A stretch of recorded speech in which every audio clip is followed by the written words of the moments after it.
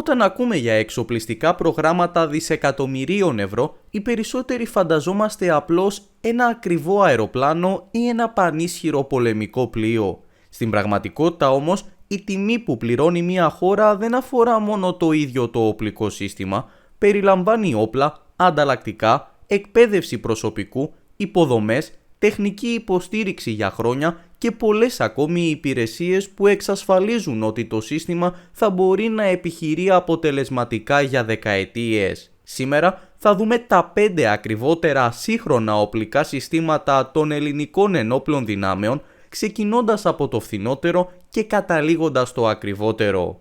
Πριν ξεκινήσουμε όμως, αν σας αρέσουν τέτοιου είδους εξοπλιστικά βίντεο, κάντε μια εγγραφή στο κανάλι μας και πατήστε το καμπανάκι για να μην χάνετε κανένα νέο βίντεο. Στην 5η θέση βρίσκεται το νέο μας ανθυποβρυχιακό ελικόπτερο MH-60 Romeo, το πιο σύγχρονο ελικόπτερο του είδους του στον κόσμο. Η Ελλάδα έχει παραγγείλει συνολικά 10 ελικόπτερα. Η συνολική αξία των συμβάσεων μαζί με την υποστήριξη, την εκπαίδευση, τα ανταλλακτικά και τον εξοπλισμό ξεπερνά το 1 δισεκατομμύριο ευρώ, γεγονός που ανεβάζει το πραγματικό κόστος περίπου στα 95 έως 105 εκατομμύρια ευρώ ανά ελικόπτερο. Οι δύο πρώτες μονάδες αποκτήθηκαν μέσω της αρχικής σύμβασης, ενώ ακολούθησε δεύτερη παραγγελία για ακόμη 3 ελικόπτερα. Το MH-60R διαθέτει δύο κινητήρες General Electric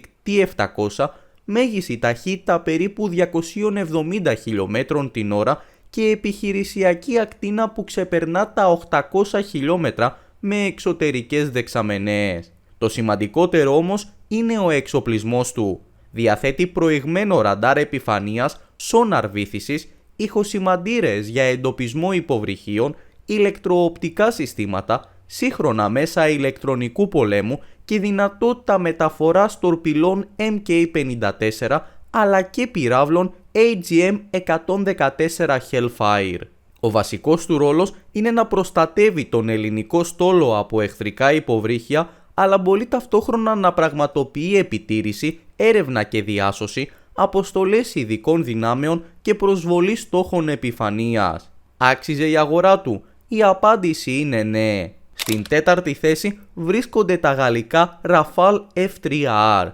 Η πολεμική μας αεροπορία διαθέτει πλέον 24 Rafale, εκ των οποίων τα πρώτα 18 αποκτήθηκαν το 2021 και αργότερα προσθέθηκαν ακόμη 6 ολοκαίνουργια αεροσκάφη. Η συνολική αξία των συμβάσεων μαζί με τα όπλα, την εκπαίδευση και την τεχνική υποστήριξη ξεπέρασε τα 3,5 δισεκατομμύρια ευρώ, γεγονός που μεταφράζεται σε περίπου 120 έως 140 εκατομμύρια ευρώ ανά αεροσκάφος πλήρως εξοπλισμένο.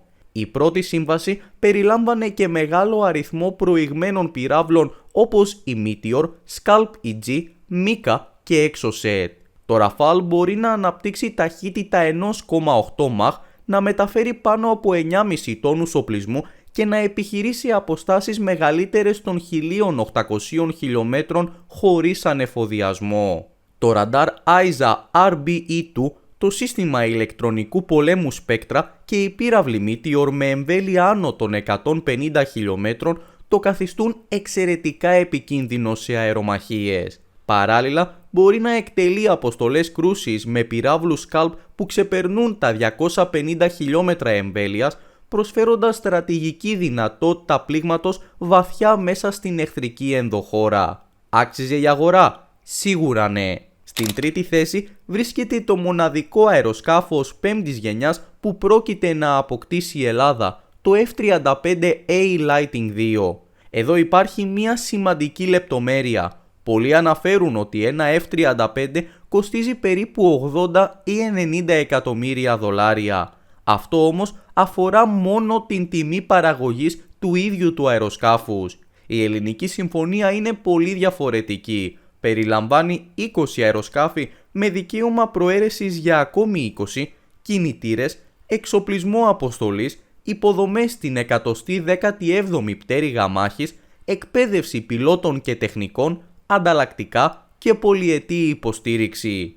Το συνολικό κόστος του ελληνικού πακέτου υπολογίζεται περίπου στα 4,6 δισεκατομμύρια ευρώ. Αυτό σημαίνει ότι το πραγματικό κόστος ανά αεροσκάφος φτάνει περίπου τα 230 εκατομμύρια ευρώ όταν συμπεριληφθούν όλα όσα συνοδεύουν το μαχητικό. Το F-35 διαθέτει τεχνολογία stealth, δηλαδή εξαιρετικά χαμηλό ίχνος στα εχθρικά ραντάρ, ταχύτητα περίπου 1,6 μαχ, ακτίνα μάχης άνω των 1.000 χιλιόμετρων και προηγμένους αισθητήρες που συγκεντρώνουν πληροφορίες από κάθε κατεύθυνση. Το μεγαλύτερο πλεονέκτημά του δεν είναι οι επιδόσεις, αλλά η δυνατότητα συλλογής και διαμοιρασμού πληροφοριών σε πραγματικό χρόνο, λειτουργώντας σαν υπτάμενο κέντρο διοίκησης. Άξιζε η επένδυση? Αυτό μόνο ο χρόνος θα το δείξει. Στην δεύτερη θέση βρίσκονται οι νέες γαλλικές φρεγάτες FDI HN Bellara. Η Ελλάδα έχει παραγγείλει 4 φρεγάτες, με τις 3 πρώτες να αποτελούν το αρχικό πρόγραμμα και την 4η να εγκρίνεται αργότερα. Οι 3 πρώτες κόστησαν περίπου 3 δισεκατομμύρια ευρώ μαζί με τον οπλισμό και την αρχική υποστήριξη, ενώ η 4η έχει δική της ξεχωριστή σύμβαση. Έτσι, το πλήρως εξοπλισμένο κόστος κάθε φρεγάτας κυμαίνεται περίπου στο 1 έως 1,05 δισεκατομμύρια ευρώ. Με εκτόπισμα περίπου 4.500 τόνων και μήκος 122 μέτρων, οι Μπελαρά αποτελούν σήμερα τις πιο προηγμένες φρεγάτες που απέκτησε ποτέ το πολεμικό μας ναυτικό. Διαθέτουν το κορυφαίο ψηφιακό ραντάρ Seafire ISA 4 σταθερών διατάξεων, δυνατότητα μεταφοράς έως 32 αντιεροπορικών πυράβλων Aster 30 με εμβέλεια άνω των 120 χιλιόμετρων, αντιπλοϊκούς Exocet Block 3C, ανθυποβρυχιακές τορπίλες MU-90 και προηγμένα σόναρ για τον εντοπισμό υποβρυχίων. Ουσιαστικά μπορούν να προστατεύσουν ολόκληρες ναυτικές δυνάμεις από αεροσκάφη, πυράβλους, πλοία αλλά και υποβρύχια ταυτόχρονα. Άξιζε η αγορά? Αναμφίβολα ναι. Και τέλος, στην πρώτη θέση βρίσκεται ίσως το πιο αθόρυβο αλλά και ακριβότερο οπλικό σύστημα των ελληνικών ενόπλων δυνάμεων, τα υποβρύχια Type 214 HN κλάσεως Παπα-Νικολή. Η Ελλάδα διαθέτει σήμερα 4 υποβρύχια αυτού του τύπου. Το συνολικό πρόγραμμα μαζί με την ολοκλήρωσή του, τα υπόλοιπα 3 υποβρύχια, τις τροποποιήσεις, την τεχνική υποστήριξη και τις σχετικές συμβάσεις, εκτιμάται ότι ξεπέρασε τα 5 δισεκατομμύρια ευρώ. Αυτό μεταφράζεται σε περίπου 1,2 έως 1,3 δισεκατομμύρια ευρώ ανά υποβρύχιο, αν ληφθεί υπόψη ολόκληρο το πρόγραμμα και όχι μόνο η ναυπήγηση του κάθε σκάφους. Τα υποβρύχια αυτά έχουν μήκος περίπου 65 μέτρα, εκτόπισμα περίπου 1.860 τόνων σε κατάδυση και μπορούν να παραμένουν κάτω από την επιφάνεια για πολλές ημέρες χάρη στο σύστημα αναερόβιας πρόωσης AIP με κυψέλες καυσίμου. Άξιζε η αγορά? Παρά τα μεγάλα προβλήματα που αντιμετώπισε το πρόγραμμα κατά την υλοποίησή του, οι στρατιωτικοί ειδικοί πιστεύουν ότι τα υποβρύχια αυτά είναι στρατηγικά όπλα για την Ελλάδα. Εσείς τι πιστεύετε? Γράψτε μας στα σχόλια. Αν σας άρεσε το βίντεο, κάντε μία εγγραφή, ένα like και πατήστε το καμπανάκι για να λαμβάνετε πρώτη ειδοποίηση για κάθε νέο βίντεο. Μέχρι το επόμενο, καλή σας συνέχεια!